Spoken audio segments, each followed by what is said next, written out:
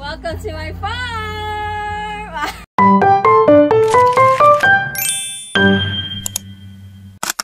Nakaambak na pala tayo dito sa isa sa mga pinakasikat na tourist destination ng Rio Osmeña, Zamboanga del Norte.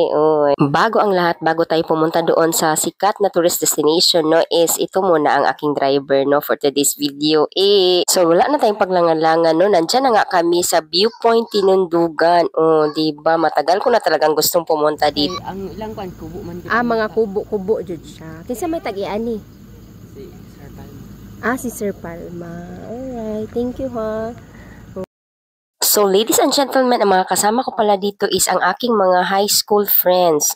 Diba? Para makapunta pala kayo dito is kailangan yung sumakay o kahit anong klase ng sasakyan, motor man o ano, kay abungtod man kasi ito oy. Hindi nyo ito kayang lakarin mula sa sentro ng Osmeña. Hi vlog!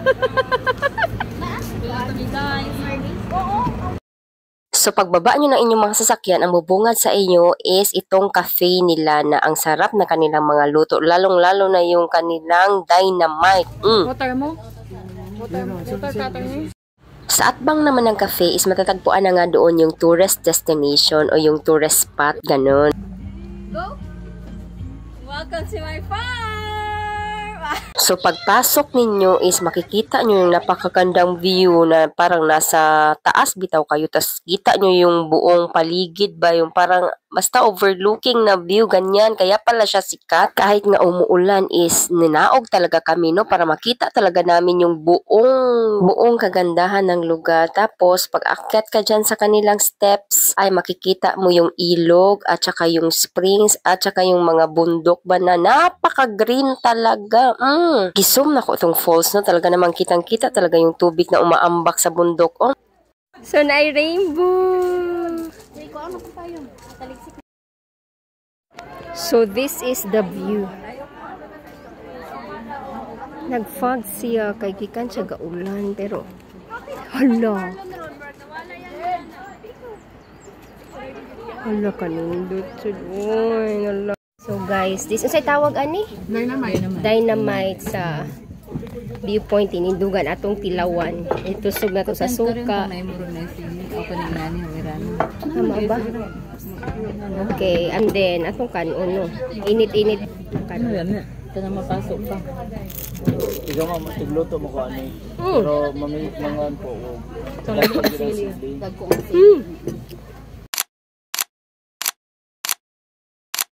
Pagkahuman namin doon sa Viewpoint Tinundugan is dumaan kami dito sa SFJ Organica Farm pero nagpa-picture lang kami dyan kaya hindi man kami pumasok.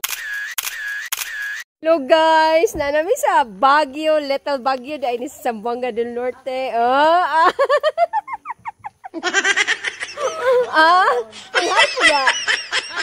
Hi vlog! Hi vlog! Ulan kay vlog! Pagkahuman namin mag-picture-picture dun sa SFJ Farm is dumaritso kami dito sa Bagong Baguio, sa Rio Osmeña kasi nandito ang mga murang gulay na presko pa talaga. Nilaag na rin pala kami sa aming isang classmate at kaibigan na si Miss Rachel Alcantara Tormis. Kompleto, shout out to you! Kani ba? Passion fruit ni? Hala ka na, isa na ini diri? Kay taga dito man sa Bagong Baguio si Miss Rachel, no. Tapos nakakita kami ng passion fruit ay wala na paglangan-langan. Oy, tilawan natin to kung anong lasa nito ay lami-lami talaga siya, oy. At bago ka makakakain nito is pahirapan ka muna sa pag-abri nito, no. Kay malaki-laki man siya, no. At mahirap talaga siyang buksan. Pagkahuman namin kumain ng passion fruit na malami talaga siya na medyo aslom-aslom na matamis-tamis is padayon na kami sa among goal na bumili nga kami nitong pipino na fresh talaga na ikaw talaga ang mamupuoy. Wala. Mabunga na dahil sabi sa guwapay bulan? Wala sir, bukuha sir. Pupua daw. Huy, success dyan siya nakapupo na siya pipino. So, nang harvest sila og atsa. Jeril Uigo. Kan kayong atsal guys. Lisod pod. Hagoy, agjeril. Maayo man kamugon nito kuan lagi. Unyag pagpuupuan na. Maut nig na urod.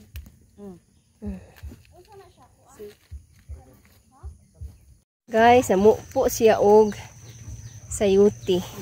Kani, okay na ni, kani. So, ang mga sayuti, ani, dahil ni siya og. Bisagkin ka lagi.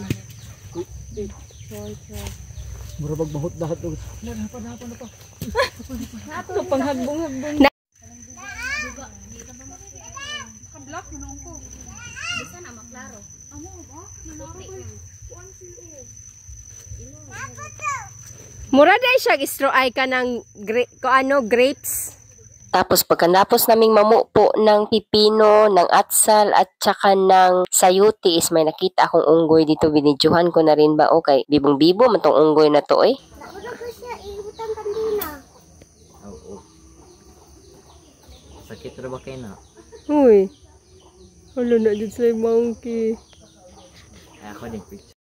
Kargador man di ay ni siya, oy. Sana de kay ni Multitasking na si attorney eh.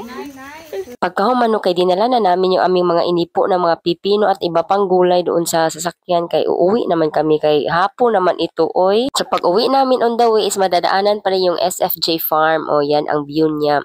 Di ba? Ang ganda, no? Ang resemblance daw ng farm na ito is yung parang nasa New Zealand ka ba na may mga baka yan na farm. Yung kanilang labat daw ang resemblance daw doon. Kaya maganda daw italing turista dito sa Seri Osmeña. Tourist spot pala dito sa Seri Osmeña.